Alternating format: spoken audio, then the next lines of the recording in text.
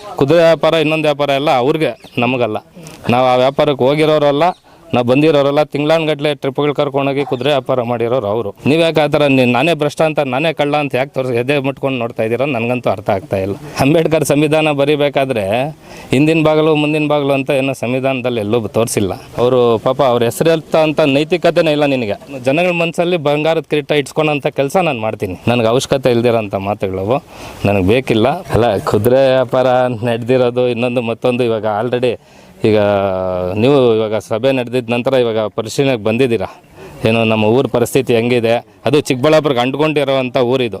ಈ ಊರಲ್ಲಿ ಇವತ್ತು ಪರಿಸ್ಥಿತಿ ಹೆಂಗಿದೆ ಅಂತ ಗೊತ್ತಿದೆ. ಇವೆಲ್ಲ ಅವರು ಪರಿಗಣನೆ ಮಾಡಿದ್ದಿದ್ರೆ ಇವತ್ತು ಯಾರು ನಿಮ್ಮನ್ನು ತಿರಸ್ಕಾರ ಮಾಡಿ ಯಾಕೆ ಬರ್ತಾಯಿದ್ರು ನಮ್ಮ ಜೊತೆ? ಕುದುರೆ ವ್ಯಾಪಾರ ಎಲ್ಲ ಬಂದಿರೋದು, ಅಭಿವೃದ್ಧಿಯಲ್ಲಿ ಕುಂಠಿತ ಆಗಿರೋದಕ್ಕೆ ಅವ್ರು ನನ್ನ ಜೊತೆ ಬಂದಿರೋದಷ್ಟೇ. ನಮ್ಮ ಮಧು ಅವ್ರು ಬಂದರೆ ಏನಾದರೂ ಒಂದು ಅಭಿವೃದ್ಧಿ ಮಾಡ್ತಾರೆ ಅಂತ ಒಂದು ಅವ್ರು ಕನಸಿಟ್ಕೊಂಡು ಬಂದಿದ್ದಾರೆ. ಅದಕ್ಕೆ ಇವಾಗ ಮೊದಲನೇ ನಮ್ಮ ಸಾಮಾನ್ಯ ಸಭೆಯಲ್ಲೇ ಇವತ್ತು ನಾವು ಕಾರ್ಯಕ್ರಮ ಹಮ್ಮಿಕೊಂಡಿದ್ದೀರಿ. ಇದೆಲ್ಲ ನಮ್ಮ ಯೋಜನೆಗೆ ತೊಗೊಂಡಿದ್ದೀರಿ. ಅದು ಮುಂದಿನ ದಿನಗಳಲ್ಲಿ ನಮ್ಮ ಅವಧಿ ಮುಗಿಯೋದ್ರೊಳಗಡೆ ನಾವು ಮುಗಿಸ್ಕೊಡ್ತೀರಿ. ಕುದುರೆ ವ್ಯಾಪಾರ ಇನ್ನೊಂದು ವ್ಯಾಪಾರ ಎಲ್ಲ ಅವ್ರಿಗೆ, ನಮಗಲ್ಲ. ನಾವು ಆ ವ್ಯಾಪಾರಕ್ಕೆ ಹೋಗಿರೋರಲ್ಲ, ನಾವು ಬಂದಿರೋರಲ್ಲ. ತಿಂಗಳಾನ್ಗಟ್ಲೆ ಟ್ರಿಪ್ಗಳು ಕರ್ಕೊಂಡೋಗಿ ಕುದುರೆ ವ್ಯಾಪಾರ ಮಾಡಿರೋರು ಅವರು. ಇವತ್ತು ಮೊದಲನೇದಾಗ ಅವರು ನಮ್ಮ ಪಂಚಾಯತಿಯಲ್ಲಿ ಸದಸ್ಯರು ಎಷ್ಟಿದ್ದಾರೆ ಅಂತ ಅವ್ರು ತಿಳ್ಕೊಳಕ್ಕೆ ಹೇಳಿ. ಅದೇನೋ ಹೇಳ್ತಾಯಿದ್ರು ಮೊನ್ನೆ, ನಾನು ಕಂಡೆ 8 ಜನ ಅವರಂತೆ, 4 ಜನ ನಾನಂತೆ ಅಂತಲೇ ಹೇಳ್ತಾಯಿದ್ರು. ನಮ್ಮ ಪಂಚಾಯತಿಯಲ್ಲಿರೋದು 17 ಜನ ಸದಸ್ಯರುಗಳು. ಫಸ್ಟು ಸದಸ್ಯರುಗಳು ಎಷ್ಟಿದ್ದಾರೆ ಅಂತ ತಿಳ್ಕೊಂಡು ಆಮೇಲೆ ಮಾತಾಡೋಕ್ಕೆ. ಒಬ್ಬರಿಗೆ ಮನೆ ಕಟ್ಟೋ ಆಸೆ, ಇನ್ನೊಬ್ಬರಿಗೆ ಮದುವೆ ಮಾಡೋ ಆಸೆ, ಮತ್ತು ಇನ್ನೊಬ್ಬರಿಗೆ ನಾಯಕರ ಮೇಲೆ ಪ್ರೀತಿ ಅಂತ ಹೇಳ್ತಾರೆ.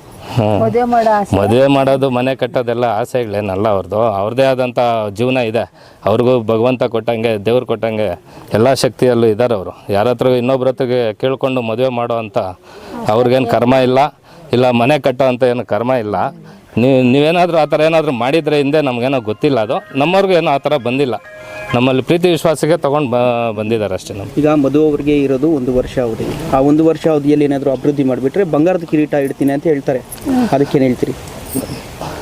ಬಂಗಾರದ ಕಿರೀಟ ಇಡೋದೇನು ಬೇಡ. ಅವರು ದೊಡ್ಡ ನಾಯಕರು.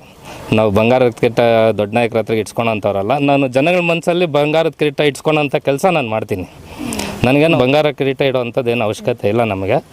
ಅದೆಲ್ಲ ಅವರೇ ಇಟ್ಕೊಳ್ಳಿ. ನಾನು ಜನಗಳ ಮನಸ್ಸಲ್ಲಿ ಬಂಗಾರ ಕಿರೀಟ ಇಟ್ಸ್ಕೊಳೋಂಥ ಕೆಲಸ ನಾನು ಮಾಡೋವಂಥ ಶಕ್ತಿ ಇದೆ.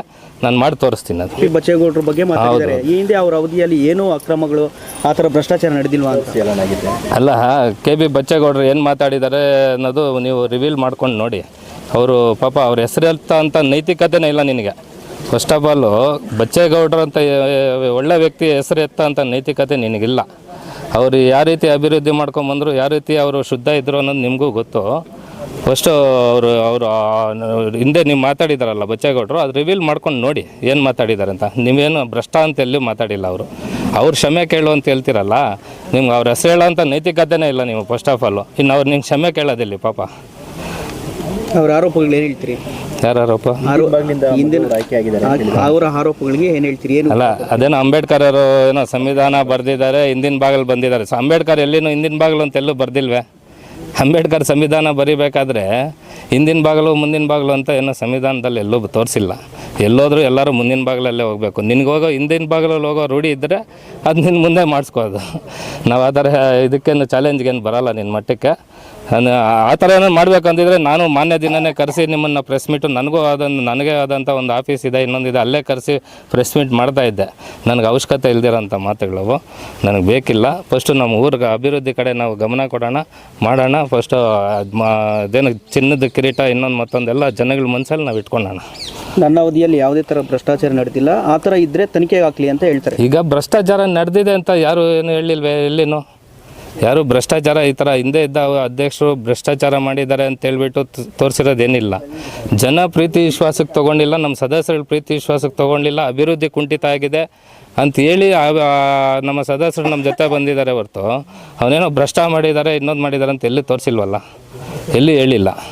ನೀವು ಯಾಕೆ ಆ ಥರ ನಾನೇ ಭ್ರಷ್ಟ ಅಂತ, ನಾನೇ ಕಳ್ಳ ಅಂತ ಯಾಕೆ ಎದೆ ಮುಟ್ಕೊಂಡು ನೋಡ್ತಾ ಇದ್ದೀರೋ ನನಗಂತೂ ಅರ್ಥ ಆಗ್ತಾಯಿಲ್ಲ.